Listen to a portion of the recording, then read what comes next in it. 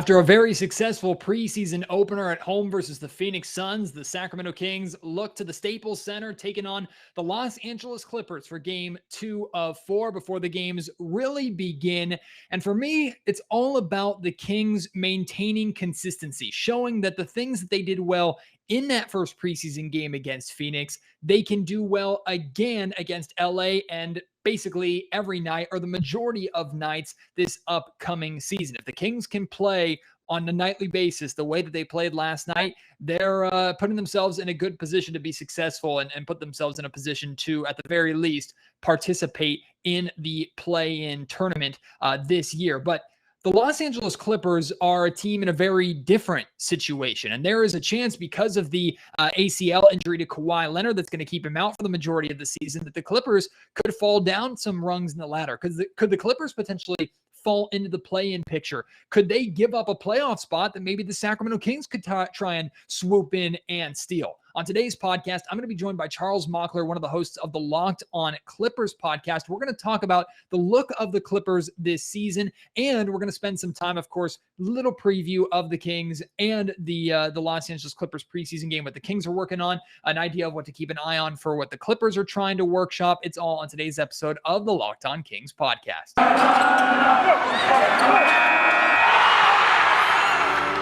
You are Locked On Kings, your daily Sacramento Kings podcast, part of the Locked On Podcast Network, your team every day.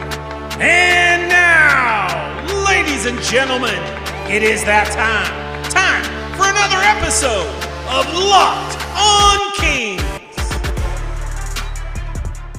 Hello and welcome into Locked On Kings, your podcast hub for Sacramento Kings coverage all regular season, all preseason, and all offseason. If you're looking for in-depth analysis, game-by-game breakdowns, highlights, interviews with local and national experts, full coverage of your Sacramento Kings from January all the way through to December, this is the place for you, part of the Locked On Podcast Network. My name is Matt George. I have the absolute privilege of being your host here. I've been a Sacramento sports media member, Sacramento Kings media member for the last 7 years. This is my 8th season covering the Kings, formerly with Sports 1140 KHDK radio here in Sacktown, now transitioning into television, working at ABC 10. This is my first year with ABC 10. Looking forward to expanding my Kings coverage into the realm of television and bringing those expertise here to Locked On Kings to bring you even more great content. The support of this Locked On Kings podcast all off season long, really since I took over for Jason Ross like 4 years ago or whatever it was now, maybe 5 years ago. Hard to believe.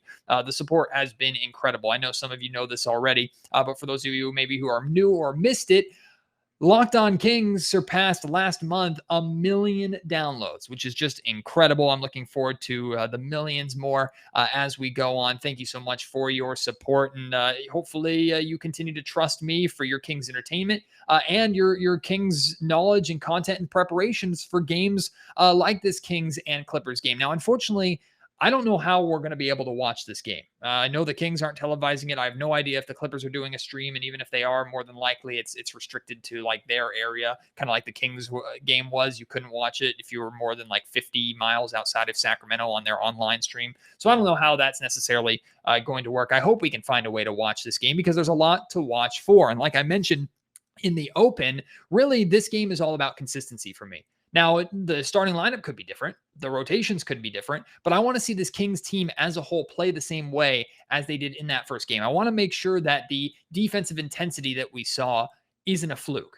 I want to make sure that the chemistry that team had, the ball movement, the camaraderie that they seemed to have wasn't a fluke. And trying not to overreact too much to one preseason game, even though I know I got some of you with my Tyrese Halliburton is the Kings' best player clickbait title on yesterday's podcast. I still think that the last game, the Suns preseason win was like 90 to 95% positive and a lot for the Kings to build upon. Now, there's some things, of course, for them to work on, taking care of the basketball, better shot selection, just getting more comfortable with each other. So those are things to definitely pay attention to in this Kings and Clippers preseason game. But overall, it's about being consistent, showing that the team you were against the Suns is a team that you're able to be on a nightly basis, and not only able to be, that you will be on a nightly basis. So more than enough reason to pay attention to this game. I know it will be broadcast on the Kings radio broadcast. So wherever you listen to Kings radio, Sports 1140 KHDK, or if you listen online, however you listen, make sure you can check that out too. That's one way to follow the game. And hopefully we'll be able to find some streams online. If I find any source of a way to watch it, I'll for sure tweet it out. And you can find that on Twitter at MattGeorgeSack is how you can follow me and find out that information there. But for today, I'm going to be bringing in Charles Mockler here in just a second, one of the hosts of the Locked On Clippers podcast. Chuck and I have a great relationship. I do enjoy following the Clippers. I mean, I'm not going to say I ever support a team from Los Angeles, but I certainly like the Clippers a hell of a lot more than I like the Los Angeles Lakers. So, and there are a lot of reasons to pay attention to this team, a lot of questions to be asked about this team. Can Paul George pick up the weight of no Kawhi Leonard and keep that team in the playoff picture? You're going to hear Chuck talk about that and a lot more right now on Locked On Kings. Success on opening night of the preseason for both the Sacramento Kings and the Los Angeles Clippers. The Kings beating the Suns, the Clippers beating the Nuggets. But the Kings and the Clippers, they are both in very different situations. The Clippers looking to secure their playoff position that they've enjoyed over the last couple of seasons. The Sacramento Kings looking to get into the playoffs for the first time in over 15 years. Here to join me on the Locked On Kings podcast to give us an idea of what's going on with the Clippers and to preview the Kings versus Clippers, maybe the most highly anticipated preseason game of all time, at least for right now, is Charles Mockler, one of the hosts of the Locked On Clippers podcast. Chuck, welcome in, my friend. It's been a while since I've had you on. Yes, thank you for having me. Pacific Division Brothers Unite. It's going to be a fun season. Yeah, there's always, I can't say that I ever enjoy anything from LA or any teams in LA, but I've always had a special appreciation for the Clippers as treated like the stepchild of the Lakers. So we both can at least be bonded over our hatred of the Lakers. And boy, do I want to see that old man experience in LA, that team in the Staples Center wearing yellow fail. But there's a lot of questions about the Clippers just because of the loss of Kawhi Leonard. And I had John Corrales of Locked On Celtics, one of the Locked On NBA hosts, on last week, and we were talking about what's the route for the Kings into the playoffs in the Western Conference, because the conference is still ridiculously good. The Kings more than likely are going to try and work their way in via a play-in. But if the Kings are actually going to make the playoffs, that means some teams are going to have to fall out. And one of the teams we discussed about potentially falling out of the playoff picture or at risk of falling out of the playoff picture was the Clippers, just because of Kawhi Leonard's ACL injury. So before we dive into expectations for the Clippers this year and how far they could fall with Kawhi being out, is there any information that you have or any expectation for Kawhi, his return? It sounds like the Clippers are really going to take their time, just try and put themselves in the best position they can playoff wise for him to return. It sounds like he would be back for the playoffs. Do you have any new information really on what's going on with Kawhi? Well, I'll tell you, if I was able to get new information on Kawhi, I think I would be doing a lot better than I am now. But I don't have any new information on Kawhi Leonard. They've been, kind of fairly optimistic as a team. I think the optimism for his return kind of comes by with the fact that they're going to let him do what he wants when it comes to recovery. And that's a good thing. He has his medical team and all that stuff. And I think a lot of fans understand, if things aren't going well, what would we really be risking long-term if Kawhi comes back? If it's a moot point or something like that, I don't think a lot of fans would want that to happen. So, hopefully we can get, the Clippers schedule is really front loaded with home games. That first month and a half is pretty much all at Staples. So we need to make a lot of noise in that first month and a half to honestly kind of even project Kawhi coming back early if we get some good reports. The Clippers officially finished fourth in the Western Conference last season, although they had the exact same record as the Denver Nuggets, a team that for some reason the Kings had a lot of success against last season, had no business being good against the Nuggets. But and then, of course, the Clippers, given the Suns a run for their money, that was ended up being one of the best series in the playoffs last season. And, of course, the injury to Kawhi Leonard that we found out. So, this sounds like a dumb question because it's Kawhi freaking Leonard, but how significant is that loss of Kawhi to the Clippers and their overall picture for the season, the plan for the season? Because there's still a lot of talent on this roster. I have a hard time believing that just because Kawhi isn't playing all season long, barring injury to other important players, that this team is going to fall all the way out of the playoff and play-in picture. Yeah, I think the idea that they're falling out of the play-in picture is kind of wildly far-fetched. Like that there's a lot of, you look at the Western Conference, and my co-host and I were just running down kind of teams that were going to for sure be worse than the Clippers. And and the Kings too. You have like, the Rockets aren't going to make any noise really. They're a young team. The Thunder are still the Thunder. We don't really know what the Pels are going to look like. It's just kind of these, and the Spurs, there's a lot of question marks there. So I think out of the play-in is reaching quite a bit. I personally, I am a little biased. I think the Clippers are going to be able to hold down a 4 or 5 seed. Okay. I think it'll be interchangeable there. But losing Kawhi's giant, right? You're losing a top. I mean, the GM survey came out today, and you're losing, according to the GMs, kind of basically the third best player in the NBA, how they see it. So the hole on offense is going to be a lot easier to fill than the hole on defense, which is why they made changes. They picked up Winslow. They're hoping he can be healthy and bring his defense. They picked up Bledsoe, who is going to be more available than Patrick Beverley, and lose a little bit on defense, but he's there more just in general. So that's good. But I have confidence in Ty Lue. We've seen him change how this Clippers team plays basketball from Doc and then to what this team looked like last year. It was incredible.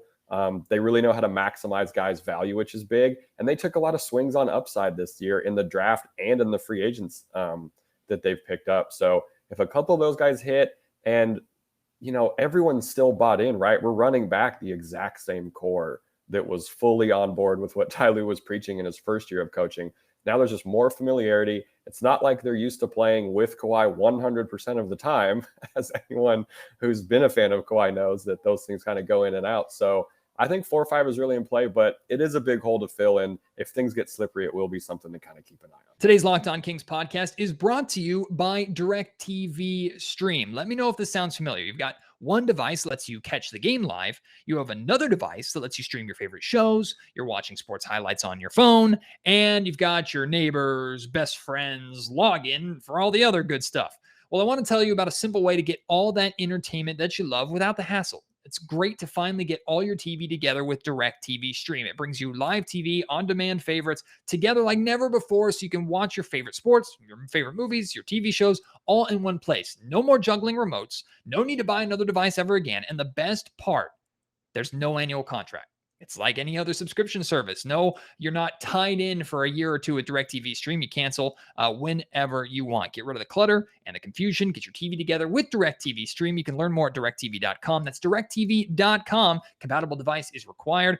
Content varies by package. Locked On Kings is also brought to you by Shopify. Shopify gives entrepreneurs the resources once reserved for big businesses. So upstarts, startups, and established businesses alike can sell everywhere, synchronize online and in-person sales, and effortlessly stay informed. Scaling your business is a journey of endless possibility. I personally love how Shopify has the tools and resources to make it easy for any business to succeed from down the street to around the globe. And it's been a big help, a major success for the Locked On Podcast Network. Shopify powers over 1.7 million businesses from first sale to full scale. Reach customers online and across social networks with an ever-growing suite of channel integrations and apps, including Facebook, Instagram, TikTok, Pinterest, and more. Gain insights as you grow with detailed reporting of conversion rates, profit margins, and beyond. It's more than a store. Shopify grows with you. This is a possibility powered only by Shopify. Go to shopify.com/lockedonnba, all lowercase, for a free 14-day trial and get full access to Shopify's entire suite of features. Grow your business with Shopify today. Go to shopify.com/lockedonnba right now. Shopify.com/lockedonnba. There was a lot of Paul George slander over the last couple of seasons, which I don't appreciate as someone who shares my last name, even though there's not even close to a relation. I'd like to believe you guys aren't at the same family reunion. Very. I know we look a lot alike, but right. Unfortunately, there just happens to be a difference between the two of us. Yeah. But Paul George really stepped up when Kawhi went down, and it was a reminder of, oh yeah, this guy's damn good. He was damn good with the Indiana Pacers. Kind of a weird saga, if you want to call it that, with the Oklahoma City Thunder playing next to Russell Westbrook. But how much confidence is there in Paul George? You talked about scoring, filling the scoring load is going to be a little bit easier than the defensive load. I imagine Paul George is a major reason for that. How much confidence is there in LA for Paul and his ability to, like you said, this team isn't probably getting better moving up to a top 3 seed, but just sustaining where they were at that 4 or 5 range? The belief in Paul George is higher than it's ever been probably in his career, I would say, in Wow. his own city. I mean, he put up MVP numbers in that playoff series. He put the entire team on his back, as they say, and he's coming in healthy. We don't really know what he's going to look like in terms of preseason minutes. He didn't play against the Nuggets. There was no availability today for the Clippers, so we're not really sure if we're going to see him against the Kings. But we know what he can do. He's coming in healthy. And I mean, if he picks up where he left off, there's no reason the Clippers can't be a top 4 seed. And then you also have guys like Batum and Marcus Morris who are taking some time off from the preseason, who, when they're 100% healthy, it's still a damn good trio. So looking at the Western Conference, the Jazz, Suns, and Nuggets, barely just the Nuggets, but those 3 teams were ahead of the Clippers in the standings last season. Then just below them was the Mavericks at 5, Blazers at 6, Lakers at 7, and Grizzlies at 8. Of course, the Lakers and Grizzlies made their way into the playoffs via the play-in. Do you expect those 3 teams in the Jazz, Suns, and Nuggets to still be ahead of the Clippers? And are any of those teams that I mentioned below the Clippers last season, do any of those teams, do you think, leapfrog and potentially push the Clippers down to 5 or 6? So I think, Utah is going to try for the number 1 seed. I've said this on Locked On Clippers. They're going to try for the number 1 seed, and no one's going to care that they're the number 1 seed. The regular season beasts. Yep. Yeah, it's great. I think, the Lakers are not going to want to be a lower seed in this playoffs with the Wild Hogs cast that they have going on over there with their age and stuff like that. You don't want to be on the road. You definitely don't want to be playing tournament, playing extra games on those legs. So I think they're going to really try and be a higher seed. Not sure about the Suns, if I'm being honest. I didn't necessarily believe in them really last year, especially after that Clippers series. I don't see how you could have thought they were really going to give the Bucks any issues. Nuggets are still missing a key guy. And other than that, it gets, there's a lot hinging on Steph still being Steph and Klay still being Klay for the Warriors. So they're kind of running that back. I mean, obviously Steph is going to be very, very, very good. But they're kind of putting a lot on how Klay can come back and play strong. And then, Mavs, I have no idea what to make of the Mavs. But I think I think a lot of those teams are going to be jumbled. And I bet the games separating 4 through 8, I wouldn't be surprised if it's like 4 or 5 games at the end of the season separating those seeds. I couldn't agree more. That's exactly what John Corrales and I said. And look, I could make an argument for every single one of the teams beneath the Clippers as a reason for why they could fall out. I mean, the Dallas Mavericks, their lack of depth, plus the Kristaps Porzingis, Luka Doncic dynamic. The Portland Trail Blazers, does Damian Lillard even want to be there? Is that team good enough? They haven't put enough around him. The Lakers, they're just old. They're 2 injuries away from completely falling apart. The Memphis Grizzlies, did they overachieve last season? John Morant is good, but what about the rest of that roster?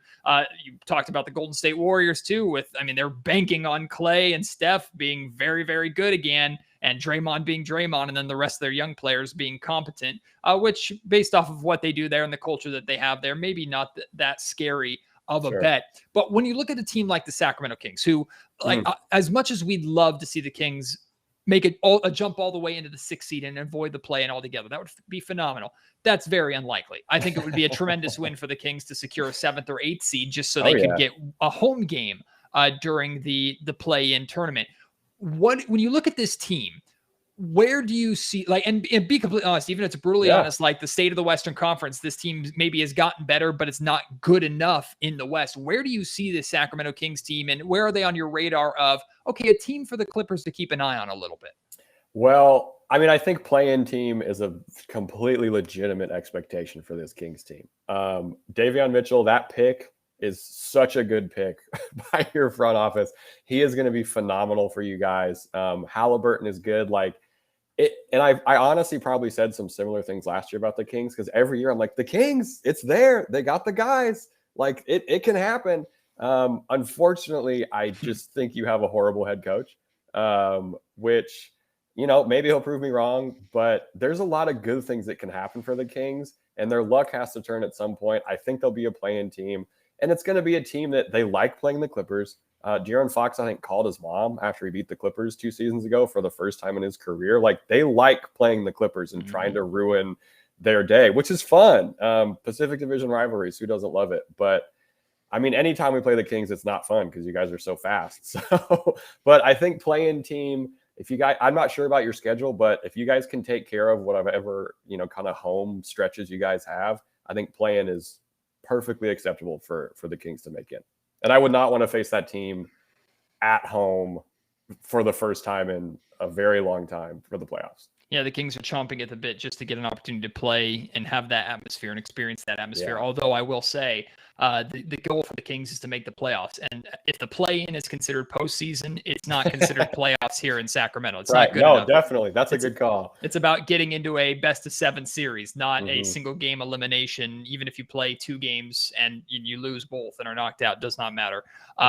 But before we talk about this upcoming preseason game, because obviously this game doesn't matter, it's not going to be like the regular season battles between these teams. I do want to talk about, you alluded to the success that the Kings have had against the Clippers in the past, but now with this Clippers team that's lacking Kawhi, in the meetings, the matchups between the Kings and the Clippers, this expectation, if you were working for the Kings or you changed your loyalties, came over to Sacramento, how would you tell the Sacramento Kings the best way that they defeat the Los Angeles Clippers this season? What is going to be like the kryptonite for LA in your mind? It's going to be get the ball out of Paul George's hands. I think they're going to try and I would probably send a couple guys at Paul George, which as a Clipper fan, I probably think a little more highly of Paul George's passing abilities than what they might actually be.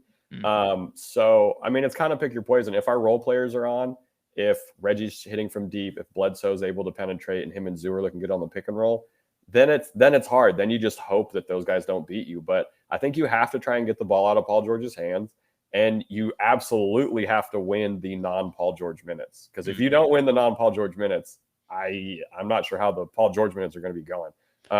So I think it's getting the ball out of Paul George's hand. It's trying to get, you're going to leave Bledsoe open probably on the perimeter. You're going to leave Justice Winslow open on the perimeter. And you got to take advantage of turnovers. There's going to be kind of some growing pains with this new offense for the Clippers. It's not totally revamped, but just from one preseason game, we've seen a lot more motion in the post, a lot more like Luke Kennard cuts and kind of small pick and rolls and stuff like that. So take advantage of the turnovers, win the non-Paul George minutes. You'll probably do okay as long as Paul George doesn't score over 23. On the flip side of that, though, with the amount of expectations that are going to be on Paul this season because Kawhi is out, I mean, that's difficult to sustain for all 82 games, no matter who you are. Is it a reasonable strategy, or do you think you're playing into the Clippers' hands if you say, we're going to let Paul get his and just not let anybody else beat us? I would love it if teams did that. Okay. Because I don't think that would work well for them at all, because at some point when Paul George was getting his, you're sagging off Batum or Mook or Reggie or someone like that, or Kennard. And then, Terrence Mann is still, he had the 39-point game. He was not just a flash in the pan. The talent is very real. So if you want to let Paul George go and get his, please do. We would love that. Locked On Kings is brought to you by our friends over at betonline.ag, the best place for all your sports gambling needs, a great place to make some extra money. And BetOnline is back and better than ever with all eyes on the gridiron as teams are back for another football season. As always, BetOnline is your number one spot for all the pro and college football action this season. With a new updated site and interface, even more odds, props, and contests, BetOnline continues to be the number one source for everything football and basketball too. Head to the website, use your mobile device, sign up today. You'll receive a 50% welcome bonus on your first deposit, but you have to use our promo code LOCKEDON, all one word, to receive that bonus. From football to basketball, boxing, right to your favorite Vegas casino games. Don't wait to take advantage of all the amazing offers for the 2021 season at BetOnline, where the game starts. All right, so let's talk about this preseason game here, because the Kings are coming off of a very impressive preseason win, even though the wins don't matter. Played very well against a Phoenix Suns team that wasn't even close to at full strength. But ultimately, we were looking at lineups. We were looking at rotations for Luke Walton. There are a lot of people like yourself that are skeptical about Walton's ability to coach this team, skeptical about his ability. I mean, you've kind of removed the number one excuse that he had. He didn't really use it as an excuse, to be fair to him. But the Kings' depth last year was horrific. It was bad. Really fair. The end of the season. Right. Now he has depth, but it's up to him to figure out how to utilize that depth and work those rotations. So we saw him workshopping some things, playing with 3-guard lineups, playing with where Marvin Bagley still fits in, where Alex Len and Tristan Thompson fit in the front court, these 7 centers that are on this roster or something like that. So it was mostly positive. Now, the Kings did struggle to take care of the basketball at times. Their shot selection wasn't the best. Their shooting percentage wasn't the best. But really, what I'm hoping for from a Kings perspective is take what you did in the Suns win and sustain it. Play the same way, even if it results in a loss, just play the same way. Show that that is sustainable, that you can be consistent, because inconsistency has been the biggest issue for the Kings over the last decade. What are you, and what should even Kings fans watching the Kings and the Clippers, what should they be looking out for what the Clippers are trying to implement and work on here in preseason? Before I get to that, couldn't agree with you more on the process. I was at the Clippers Nuggets game yesterday, and I looked at the score maybe twice, because it was like, it was a very close game, which was fun, but you're looking for the process. For the Clippers, you're going to be looking for Eric Bledsoe active on both ends. He was flying around the court in his limited minutes. Pelicans fans on Twitter were not happy because Bledsoe looked engaged and happy to be playing for the Clippers. Reggie Jackson, I think he went 3 of 3 from deep, and then Ty Lue was like, you can sit down. Like, this is fine. We've seen enough. So more of the same from him from the playoffs, which is great. You're probably going to see a lot of Giles and Hartenstein, because we have a third center battle right now. Oh boy. Kings fans very much familiar with Giles. Giles torched the Kings when he was with the Blazers in the preseason last year. So don't be surprised if he goes off. Don't be surprised. Yeah, he had 12 boards against the Nuggets, which is very impressive. But look for the battle there. There's going to be a lot of weird lineups with that. And I would be, look for Luke Kennard to get his. They're going to try and find ways to get Luke Kennard going. We also don't know if Paul George, Mook, and Batum are going to be playing. I'm not sure even if they are, how many minutes they would get. It seems like the Kings are kind of playing everybody, which is great. Personally, I do kind of want to see some more starters play for the Clippers. But yeah, if you're a Kings fan, look how the backcourt of Reggie and Bledsoe is going to try and defend, Fox, and I'm assuming Halliburton maybe for that. And then, just that motion offense. There's going to be a whole bunch of screens set at the elbow. You're going to see a whole bunch of, if Hartenstein's out there, he's going to be dribbling a lot, which is a little surprising.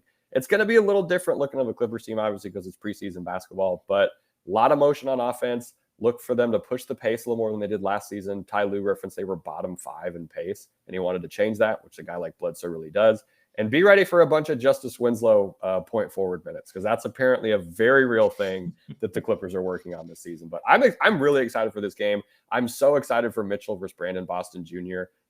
Brandon Boston Jr. started the game for the Clips against the Nuggets. He was, I don't know if people know about his story. He was like a predicted top 5, top 10 pick, had a really rough year at Kentucky for a lot of reasons, and fell to 51st for the Clippers, which, wow. The Clippers are not a very good drafting team, but they went with upside this year, and he has a whole lot of it. And we all know what Mitchell can do on the defensive end. So there's going to be some fun battles, I think, this Kings-Clippers game.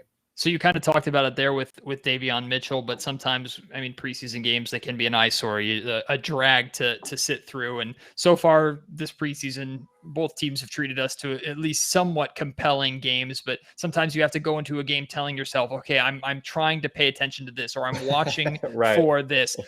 For you, with a Kings perspective, again, you just talked about Davion Mitchell, but is there anything else with this Kings team that you're like, from a Laker or an LA and Clippers perspective, I'm interested in this on the Kings. I want to see this during preseason. I'm interested to see how Hield looks from a vibe perspective, because there was a bunch of chatter about him getting traded. A lot of people thought he was going to. We know kind of the issues with him and the Kings and stuff like that, but he's going to be a sniper. I think, you guys are so fast. I've mentioned it before, but I just want I'm looking for the pace to see if it's still there. I'm looking if Luke Walton actually use your guys' pace. I'm looking if Harrison Barnes is going to be feeling comfortable, because when he's on, he's great at what he does. And defense. I'm really curious to see what that Kings defense is going to look like. You guys drafted for need, which was very smart. So overall, I think it'd just be overall defense, and honestly, probably a little more focused on that transition defense, which you will get a chance to work on against this seemingly fast preseason Clippers team.